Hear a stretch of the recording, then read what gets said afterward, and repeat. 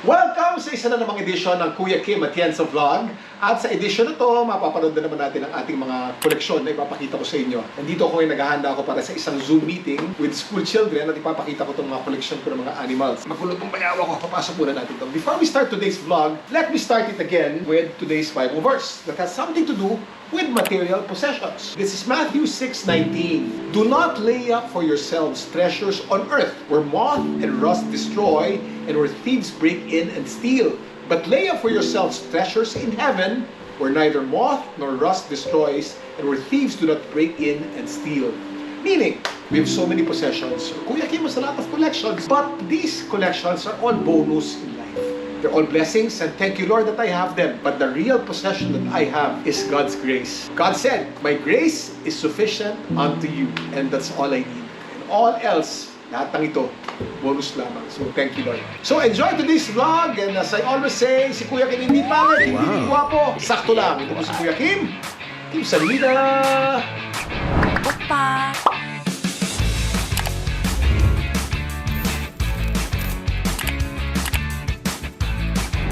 Opa! So, nandito na naman si Carl Dalupit. Kung maalala nyo, si Carl Dalupit yung naglagay ng tattoo sa akin. Si Carl ang official na taga-butas ng tenga ng mga anak. And Eliana is here. Hi, Eliana. Say hello. Hi! What are we gonna make Carl do now? The cartilage piercing. Cartilage piercing. Why? What's so special about cartilage piercing? I want one. But it's gonna be more painful. Okay. Looks cool. Ano mga gamit ang kailangan natin? Alcohol, forceps, cotton buds, petroleum, and needles. Yung needle na ginagamit natin isang beses lamang yan, no? Yeah po. One time. Eto na. How are you feeling, Eliana? Feeling good. I'm feeling a little bit nervous. Why are you nervous? I'm scared it's gonna be painful. Why all of a sudden you want to put the cartilage here? I don't know, Pa. Why does anyone do anything? Because Because I love my dad. Dad. That's the best. Okay, here goes. I'm scared. Okay. Okay. Wait. Do you want him to count to 3? Yeah. 1, 2, 3, deep breath.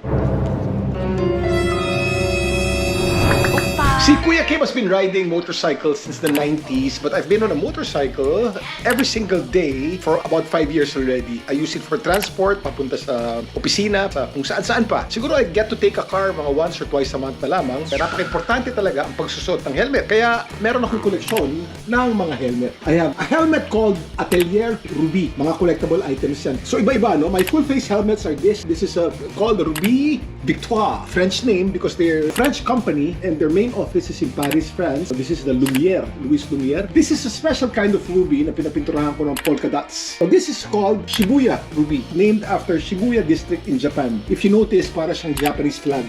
Yung war flag ng Japan. This ruby naman is Sun Rock Ruby. Makikita natin ang ruby is made of carbon fiber, so very light.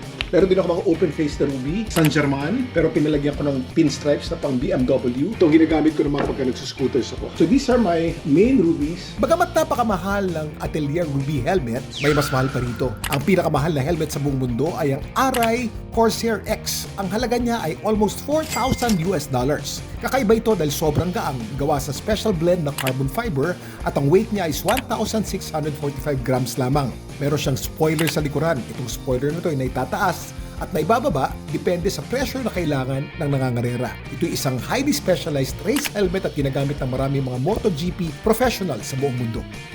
Even Kuya Kim's helmets are collectibles. But Ruby naman is a good investment dahil you can sell them. Actually, no, you can't. But they're collectible and they're beautiful. They're works of art, lalong-lalo na pagka nakasabit dito. Mahirap talaga maging collector. Nako. Hi, Emma. Say hello. I look so bad right now, so I don't really want to show myself. So recently I've picked up fish hobby, I guess. I got this betta fish from Kama House Aquatics on Instagram. They were kind enough to give me my own betta fish. This is the fish, and I got a few plants and rock snails for the fish to explore. I just replaced the water today, fresh mineral water, and what I'm gonna do is I'm gonna balance the pH with lemon water or lemon, and also some primer and conditioner. This helps balance the pH levels. Over here's my second fish tank that has neon tetras and guppies. I just changed the water here too. I changed 25% of it. I put in the lemon water in both tanks, and this is stability, which helps condition the water, adds good bacteria, and the primer helps get rid of the chlorine that's in the water.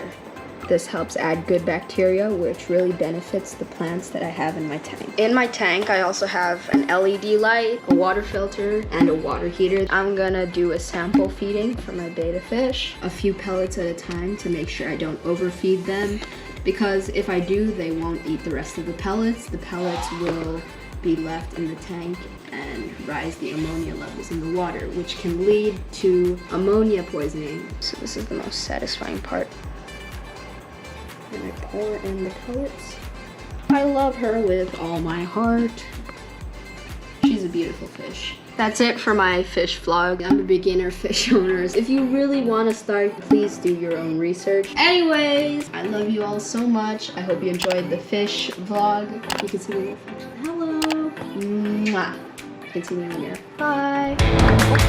It's been about 18 years that we've been staying in this house and lot in Malate, no? At nakuha namin itong bahay na to, nabili namin from Joe Salazar, isang kilalang designer noong panahon ni Marcos. Joe's a dear friend of mine, and we're so fortunate to be able to stay in this house. You know what came with this house? May kasamang koi pond. Itong koi pond na to, siguro meron siyang lawak na mga 12 feet at meron siyang lalim na mga 5 to 6 feet. At ito ang mga koi ko. Ang koi ay isang Japanese word na ibig sabihin ay carp. Ang tawag din sa koi ay nishikigoi, na ibig sabihin naman ay brocaded carp or decorative carp. Ang scientific name ng koi ay Cyprinus rubrofuscus. Sa Tagalog, ang tawag sa kanya ay karpa. Maraming mga type ng koi, pero mga popular ay ang kohaku. Ang kohaku is a white-skinned koi na mayroong mga large red markings sa ibabaw. Ang ibig sabihin ng kohaku sa Japanese ay red and white. Kapareho rin ito ng kohaku pero may mga additional na small black markings called sumi. At isang type din ang sanke. Ito'y black koi na may red and white markings. Isang uri ng koi din ang tinatawag na tancho koi. Ito'y solid white na may isang pulang tuldok sa ibabaw ng kanyang batok. Meron ding butterfly koi. Ang butterfly koi ay hybrid koi ng Asian carp na mas mahaba ang mga palikpik o mga fins. Ang pinakamahal na koi naman sa buong mundo ay nabili noong 2018 sa isang auction sa Japan. Ang halaga nito ay 1.4 million pounds. 3 feet at 3 inches ang kanyang haba, isang kohaku carp at ang pangalan ay S-Legend. Ang edad ng carp na ito ay 9 years old na at pinanlalaban sa lahat ng mga show at palaging champion sa mga koi shows sa buong mundo.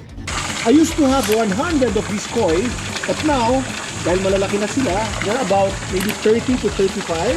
Hindi natin sila makita sa ilalim. Binigay sa akin ng mga koi na to ng kaibigan ko na may-ari ng koi garden na si Jimmy Lim. They were this small around 16, 17 years ago, and now they're about 3 or 4 feet long already. Ito mga koi ni Kuya Kim. At since nasa topic naman tayo ng mga koleksyon ni Kuya Kim, ang papakita ko naman ngayon na isa sa mga relos na kinolekta ko many years ago. This is my watch bag, no? It's made of leather. And now I collect just 1 or 2 brands na lamang. And this brand is the most reliable of all the brands in watches, which is Rolex. So these are antique Rolexes, no? These are all sport Rolexes. All Rolexes are collectible, but the most collectible of all the Rolexes are the sport watches. And this is the most iconic of the Rolex sports watches. This is called the 1665 Sea Dweller Rolex. Ginawa ito noong 1960s, kaya tinawag na double red.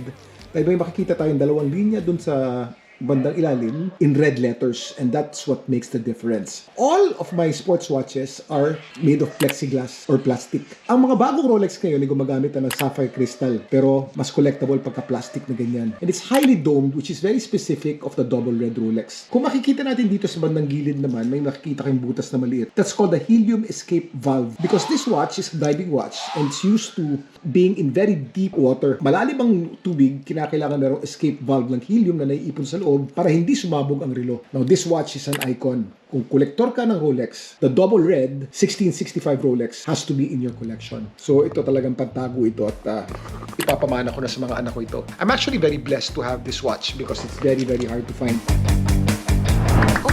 Thank you very much for joining us today. Sana nag-enjoy kayo. Continue to like, share, and subscribe. Ang dami-dami na natin. Paramihin pa natin. Sabihin natin lahat ng ating pamilya to subscribe to Kuya Kim Atienza Vlog. Eto na. Ready? Okay. 1, 2, 3, deep breath. How does it feel again? Oh, that wasn't so bad. It wasn't so bad, no? It was quick. 1, 2, 3.